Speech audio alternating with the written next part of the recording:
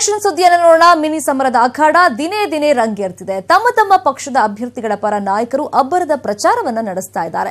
ಪ್ರಚಾರದ ವೇಳೆ ಕೆಲವು ನಾಯಕರು ಟಾಕ್ ವಾರ್ ಕೂಡ ಮಾಡಿದ್ದಾರೆ. ಇವತ್ತಿನ ಚುನಾವಣೆ ಪ್ರಚಾರದ ಹೈಲೈಟ್ಸ್ ಏನೇನಿತ್ತು ಈ ರಿಪೋರ್ಟ್ ನೋಡಿ.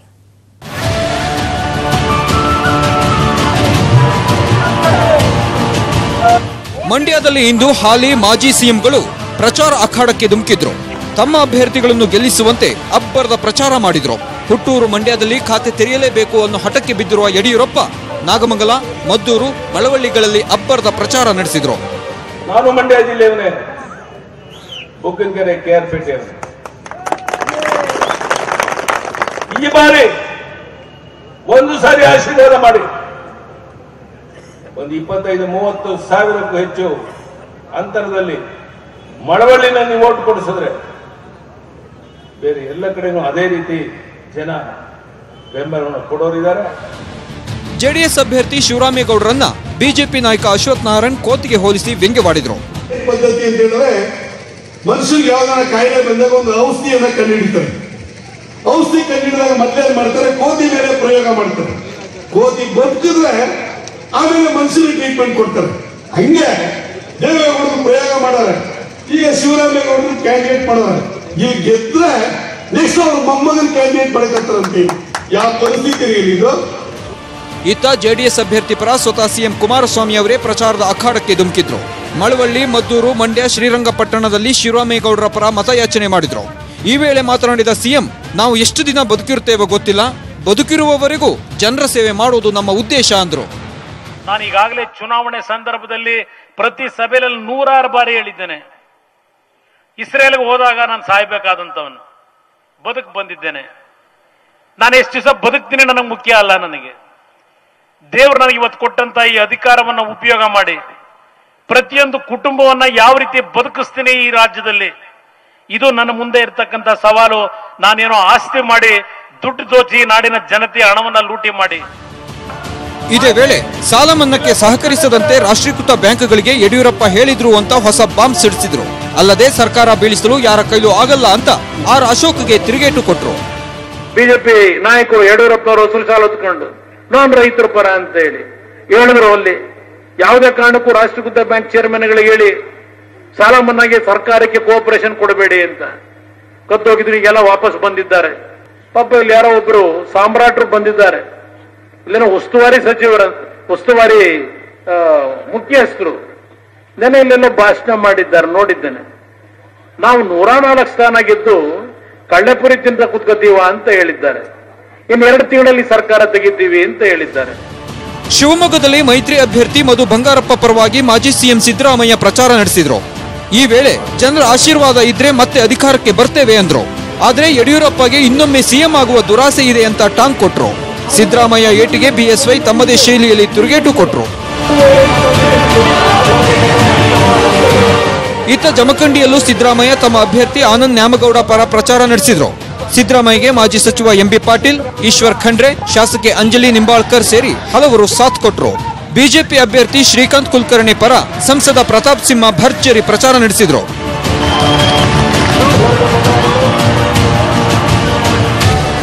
ಬಳ್ಳಾರಿಯಲ್ಲೂ ಬಿಜೆಪಿ ಅಭ್ಯರ್ಥಿ ಜೆ ಶಾಂತಾ ಪರ ಈಶ್ವರಪ್ಪ ಪ್ರಚಾರ ನಡೆಸಿದ್ರು. ಬಿ ಶ್ರೀರಾಮುಲು ಕೂಡ್ಲಿಗಿಯಲ್ಲಿ ಏಕಾಂಗಿಯಾಗಿ ತಂಗಿ ಪರ ಕ್ಯಾಂಪೇನ್ ಮಾಡಿದ್ರು. ಇತ್ತ ಕಾಂಗ್ರೆಸ್ ಚುನಾವಣಾ ಉಸ್ತುವಾರಿ ಹೊತ್ತಿರುವ ಡಿಕೆ ಶಿವಕುಮಾರ್ ಟೆಂಪಲ್ ರನ್ ಮಾಡಿದ್ರು. ಸಂಡೂರಿನ ಕುಮಾರಸ್ವಾಮಿ ದೇವಸ್ಥಾನ ಸೇರಿದಂತೆ ಸ್ಥಳೀಯ ಮಠ ಮಂದಿರಗಳಿಗೆ ಭೇಟಿ ನೀಡಿ ವಿಶೇಷ ಪೂಜೆ ಸಲ್ಲಿಸಿದ್ರು.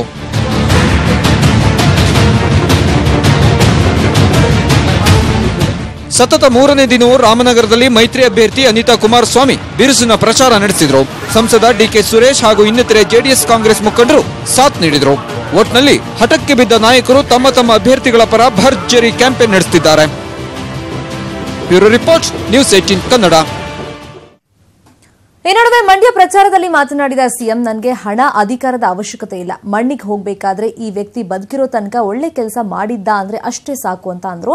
ಇದಕ್ಕೂ ಮುನ್ನ ಮಳವಳ್ಳಿಯಲ್ಲೂ ಕೂಡ ಇದೇ ತರ ಮಾತನಾಡಿದ್ರು. ನಾನು ಈ ನಾಡಿನ ಜನತೆಯ ಒಂದು ಅಭಿವೃದ್ಧಿಗೋಸ್ಕರವಾಗಿ ಯಾವ ರೀತಿಯಲ್ಲಿ ದುಡಿಮೆ ಮಾಡ್ತಾ ಇದ್ದೇನೆ ತಾವೆಲ್ಲ ಅರ್ಥ ಮಾಡ್ಕೊಳ್ಳಿ. ನನಗೆ ಇವತ್ತು ಬೇಕಾಗಿರ್ತಕ್ಕಂಥದ್ದು ಯಾವೊಂದು ಪ್ರೀತಿಯನ್ನ ಕೊಟ್ಟಿದ್ದೀರಿ ಈ ನಾಡಿನ ಜನತೆ ನನಗೆ, ಅದರಲ್ಲೂ ಈ ಮಂಡ್ಯ ಜಿಲ್ಲೆಯ ಜನತೆ ನನ್ನನ್ನು ಬೆಳೆಸಿದ್ದೀರಿ ರಾಜಕೀಯವಾಗಿ. ಹೃದಯದಲ್ಲಿ ನಿಮ್ಮ ಕುಟುಂಬದ ಒಬ್ಬ ಮಗನೋ ಅಣ್ಣನೋ ತಮ್ಮನೋ ಅಂತಕ್ಕಂಥ ಒಂದು ಸ್ಥಾನ ಕೊಟ್ಟಿದ್ದೀರಿ. ನನಗೆ ಬೇಕಾಗಿರ್ತಕ್ಕಂಥದ್ದು ಅದು ಮುಖ್ಯ. ನನಗೆ ಹಣದ ಅವಶ್ಯಕತೆ ಇಲ್ಲ, ನನಗೆ ಅಧಿಕಾರದ ಅವಶ್ಯಕತೆ ಇಲ್ಲ. ನನಗೆ ಬೇಕಾಗಿರ್ತಕ್ಕಂಥದ್ದು ನಿಮ್ಮ ಪ್ರೀತಿ. ಈ ಮಣ್ಣಿಗೆ ನಾನು ಹೋಗಬೇಕಾದರೆ ಇವತ್ತು ಇಂಥವನೊಬ್ಬ ಒಳ್ಳೆ ಹುಡುಗ ಇವತ್ತು ನಾವು ಬೆಳೆಸಿದ್ದು ನಮ್ಮ ರಾಜ್ಯವನ್ನು ಅಭಿವೃದ್ಧಿ ಮಾಡಲಿಕ್ಕೆ ಇವತ್ತು ಅವನು ಮಾಡಿರ್ತಕ್ಕಂಥ ಸೇವೆ ಏನು ಅಂತಕ್ಕಂಥದ್ದನ್ನ ನೆನೆಸ್ಕೊಳ್ತಕ್ಕಂಥ ರೀತಿಯಲ್ಲಿ ನಾನು ಕೊಡ್ತಕ್ಕಂಥ ಕಾರ್ಯಕ್ರಮ. ಇದನ್ನ ಅರ್ಥ ಮಾಡ್ಕೊಳ್ಳಿ ನನ್ನ ಮಾಧ್ಯಮದ ಮಿತ್ರರು. ನನ್ನನ್ನು ನೀವು ಇಳಿಸೋದ್ರಿಂದ ನಿಮಗೇನು ಲಾಭ ಇಲ್ಲ, ನಿಮಗೇನು ಲಾಭ ಇಲ್ಲ. ನನ್ನನ್ನು ತುಳಿಯೋದ್ರಿಂದ ನಿಮಗೆ ಲಾಭ ಸಿಗೋದ್ರಿಂದ ತುಳಿರಿ, ನನಗೇನಿಲ್ಲ, ನನಗೇನು ಬೇಜಾರಿಲ್ಲ.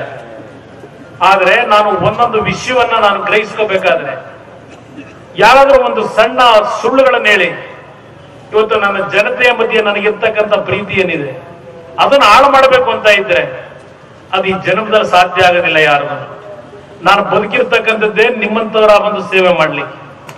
ನನಗೆ ಹಣ ಸಂಪಾದನೆ ಮಾಡಬೇಕಾಗಿಲ್ಲ.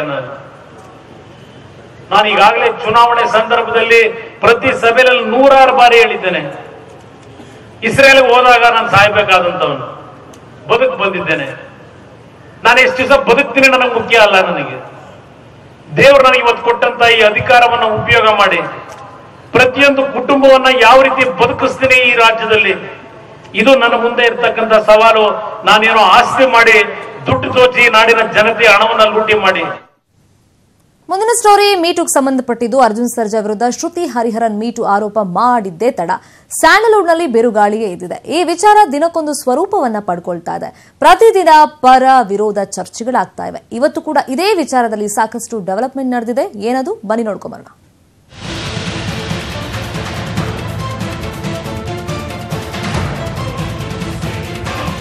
ಸ್ಯಾಂಡಲ್ವುಡ್ನಲ್ಲಿ ಮೀಟು ಬಿಸಿ ತಣ್ಣಗಾಗ್ತಾನೆ ಇಲ್ಲ. ಪ್ರತಿದಿನ ಇದು ಹಾಟ್ ನ್ಯೂಸ್ ಆಗ್ತಿದೆ. ಇವತ್ತು ಕೂಡ ಮೀಟು ಇಡೀ ದಿನ ಬೇರೆ ಬೇರೆ ರೀತಿಯಲ್ಲಿ ಸುದ್ದಿಯಾಯಿತು. ನಟ ಅರ್ಜುನ್ ಸರ್ಜಾ ಸಂಧಾನ ವಿಫಲವಾದ ಹಿನ್ನೆಲೆಯಲ್ಲಿ ಮಧ್ಯರಾತ್ರಿಯೇ ಚೆನ್ನೈಗೆ ತೆರಳಿ ಇಂದು ಶ್ರುತಿ ವಿರುದ್ಧ ಅಲ್ಲೂ ದೂರು ದಾಖಲಿಸಿದ್ದಾರೆ. ಏನೋ ಇತ್ತ ಶ್ರುತಿ ಕೂಡ ಅರ್ಜುನ್ ಆಪ್ತ ಪ್ರಶಾಂತ್ ಸಂಬರ್ಗಿ ವಿರುದ್ಧ ಹೈಗ್ರೌಂಡ್ಸ್ ಪೊಲೀಸ್ ಠಾಣೆಯಲ್ಲಿ ಕಂಪ್ಲೇಂಟ್ ಕೊಟ್ಟಿದ್ದಾರೆ.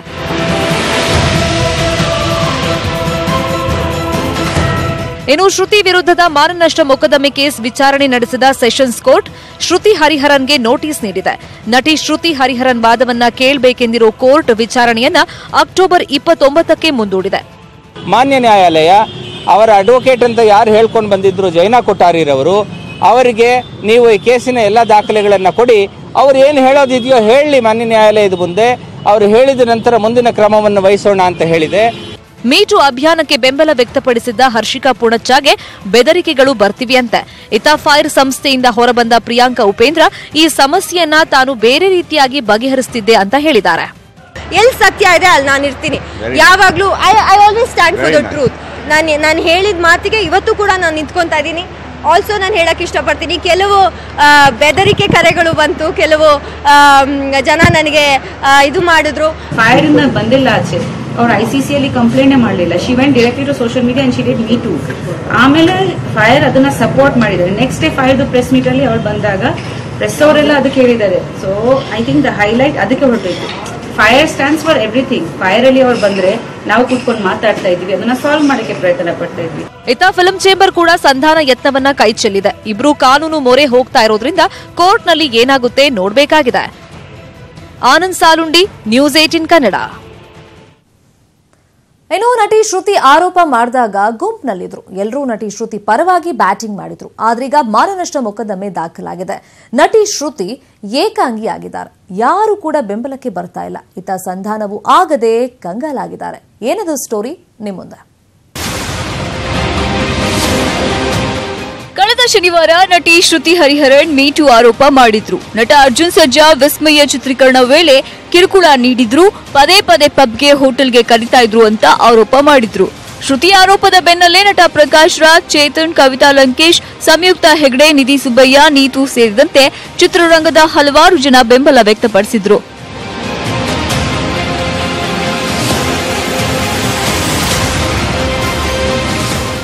ನಟ ಅರ್ಜುನ್ ಸರ್ಜಾ ಶ್ರುತಿ ವಿರುದ್ಧ ದೂರು ದಾಖಲು ಮಾಡಿದ್ರು. ಜೊತೆಗೆ ಚಲನಚಿತ್ರ ವಾಣಿಜ್ಯ ಮಂಡಳಿ ಕೂಡ ನಿನ್ನೆ ಸಭೆ ನಡೆಸಿತ್ತು. ಇದರ ಬೆನ್ನಲ್ಲೇ ಎಲ್ಲರೂ ನಟಿ ಶ್ರುತಿಯಿಂದ ದೂರವಾಗಿದ್ದಾರಾ ಅನ್ನೋ ಅನುಮಾನ ಮೂಡ್ತಾ ಇದೆ. ಯಾರೊಬ್ಬರೂ ನಟಿ ಶ್ರುತಿ ಜೊತೆ ಕಾಣಿಸ್ಕೊಳ್ತಾ ಇಲ್ಲ. ಯಾರು ಕೂಡ ಈ ಬಗ್ಗೆ ಮಾತನಾಡ್ತಾ ಇಲ್ಲ.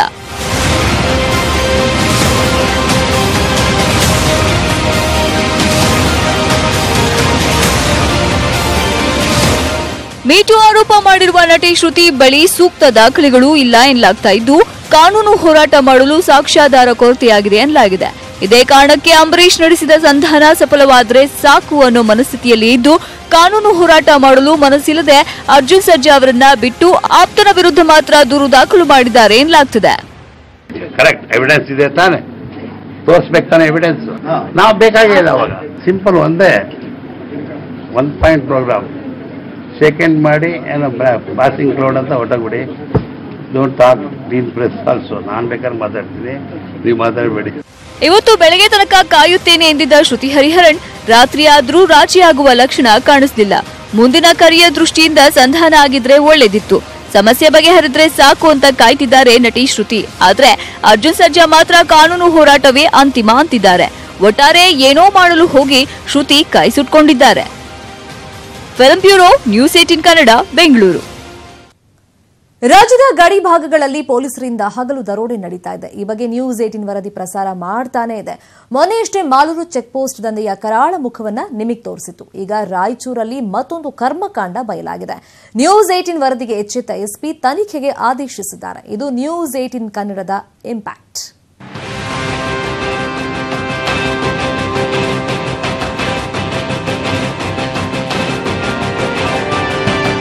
ನೋಡಿದ್ರಲ್ಲ, ಇದು ರಾಯಚೂರು ಗಡಿಭಾಗದ ಯರಗೇರ ಪೊಲೀಸರ ಕರ್ಮಕಾಂಡ. ಸರ್ಕಾರ ಚೆಕ್ ಪೋಸ್ಟ್ಗಳಲ್ಲಿ ಇವರನ್ನ ತಪಾಸಣೆಗೆ ನೇಮಿಸಿದ್ರೆ ಇವರು ಮಾಡೋ ಕೆಲಸ ಬಿಟ್ಟು ಬೇರೆಲ್ಲ ಮಾಡ್ತಿದ್ದಾರೆ. ಸರಕು ಲಾರಿಗಳನ್ನೇ ಟಾರ್ಗೆಟ್ ಮಾಡಿರುವ ಇವರು ನಿತ್ಯ ವಸೂಲಿ ದಂಧೆಗಿಳಿದಿದ್ದಾರೆ. ನ್ಯೂಸ್ 18 ರಹಸ್ಯ ಕಾರ್ಯಾಚರಣೆಯಲ್ಲಿ ಪೊಲೀಸರ ಕರ್ಮಕಾಂಡ ಬಯಲಾಗಿದೆ. ಆಂಧ್ರಪ್ರದೇಶದ ಕರ್ನೂಲ್ಗೂ ರಾಯಚೂರಿಗೂ ಸಂಪರ್ಕ ಕಲ್ಪಿಸೋ ಈ ಹೆದ್ದಾರಿಯಲ್ಲಿ ಸುಲಿಗೆ ಅನ್ನೋದು ಮಾಮೂಲಾಗ್ಬಿಟ್ಟಿದೆ. ಈ ಚೆಕ್ ಪೋಸ್ಟ್ಗಳನ್ನು ಯಾಕೆ ಮಾಡಿದ್ದಾರೆ ಅಂತಂದ್ರೆ, ಆ ಲಾರಿಗಳನ್ನ ತಪಾಸಣೆ ಮಾಡಿ ಆ ಲಾರಿಗಳಲ್ಲಿ ಏನು ಹೋಗ್ತಾ ಇದೆ, ಏನಾದರೂ ಸ್ಫೋಟಕ ವಸ್ತುಗಳು ಹೋಗ್ತಾ ಇದಾವ, ಮಾದಕ ವಸ್ತುಗಳು ಹೋಗ್ತಾ ಇದಾವ ಅಂತ ತಪಾಸಣೆ ಮಾಡಲಿಕ್ಕೆ ಈ ಚೆಕ್ ಪೋಸ್ಟ್ಗಳನ್ನ ಮಾಡಿದ್ದಾರೆ. ಆದರೆ ರಾತ್ರಿ ಹೊತ್ತಲ್ಲೇನು ಗಸ್ತಿನಲ್ಲಿರ್ತಕ್ಕಂಥ ಪೊಲೀಸರು ಯಾವುದೇ ಒಂದು ತಪಾಸಣೆಯನ್ನು ಮಾಡದೆ ಲಾರಿಗಳಿಗೆ ಇಂತಿಷ್ಟು ಹಣವನ್ನು ವಸೂಲಿ ಮಾಡಿ ಆ ಲಾರಿಗಳನ್ನ ತಪಾಸಣೆ ಮಾಡದೆ ಕಳಿಸ್ತಾ ಇರೋದ್ರಿಂದ ಸಾಕಷ್ಟು ಆತಂಕದ ವಾತಾವರಣ ನಿರ್ಮಾಣ ಆಯಿತು. ಈ ಬಗ್ಗೆ ನ್ಯೂಸ್ 18 ವರದಿ ಪ್ರಸಾರ ಮಾಡ್ತಿದ್ದಂತೆ ಎಚ್ಚೆತ್ತ ರಾಯಚೂರು ಎಸ್ಪಿ ತನಿಖೆಗೆ ಆದೇಶ ನೀಡಿದ್ದಾರೆ.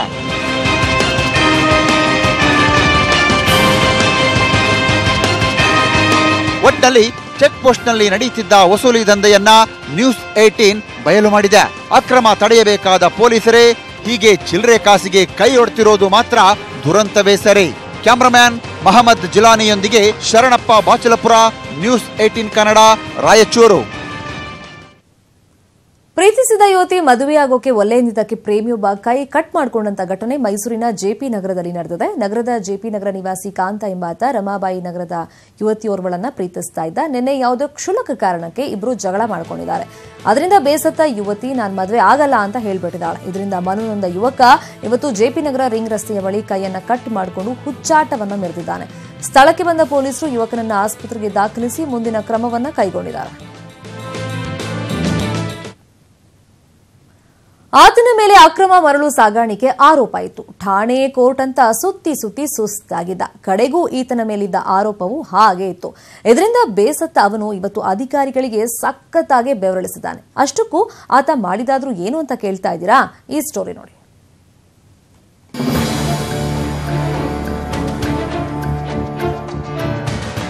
ಹೀಗೆ ವಾಟರ್ ಟ್ಯಾಂಕ್ ಮೇಲೇರಿ ಆತ್ಮಹತ್ಯೆ ಬೆದರಿಕೆ ಹಾಕ್ತಾ ಇರುವವನ ಹೆಸರು ಸುಬ್ರಹ್ಮಣ್ಯ. ಹೊಸನಗರ ತಾಲೂಕಿನ ಬ್ರಹ್ಮೇಶ್ವರ ಗ್ರಾಮದ ಅಂಬೇಡ್ಕರ್ ಬಡಾವಣೆ ನಿವಾಸಿ. ಈತನ ಮೇಲೆ 2015ರಲ್ಲಿ ಅಕ್ರಮ ಮರಳು ಸಾಗಾಣಿಕೆ ಹಿನ್ನೆಲೆಯಲ್ಲಿ ದೂರು ದಾಖಲಾಗಿತ್ತು. ಅಂದಿನಿಂದ ಇಂದಿನವರೆಗೂ ಕೋರ್ಟ್, ಸ್ಟೇಷನ್ ಅಂತ ಸುತ್ತಿದ್ದ. ಆದರೆ ಇಂದು ಬೇಸತ್ತ ಸುಬ್ರಹ್ಮಣ್ಯ ತನ್ನ ಮಕ್ಕಳೊಂದಿಗೆ ವಾಟರ್ ಟ್ಯಾಂಕ್ ಏರಿ ಆತ್ಮಹತ್ಯೆ ಬೆದರಿಕೆ ಹಾಕಿದ್ದಲ್ಲದೆ ತನ್ನ ಮೇಲಿನ ಆರೋಪವನ್ನ ಖುಲಾಸೆಗೊಳಿಸಿ ಅಂತ ಆಗ್ರಹಿಸಿ ಪ್ರತಿಭಟನೆಗೆ ಮುಂದಾಗಿದ್ದ. ಈತ ಪ್ರತಿಭಟನೆ ಮಾಡುತ್ತಿದ್ದಂತೆ ಸ್ಥಳಕ್ಕೆ ಬಂದ ಪೊಲೀಸರು ಈತನನ್ನ ಕೆಳಗಿಳಿಸಲು ಹರಸಾಹಸ ಪಟ್ಟರು. ಪಟ್ಟು ಬಿಡದ ಸುಬ್ರಹ್ಮಣ್ಯ ಮೇಲಿಂದಾನೇ ಕೇಸ್ ವಾಪಸ್ ಪಡೆಯಿರಿ ಅಂತ ಒತ್ತಾಯ ಮಾಡುತ್ತಿದ್ದ.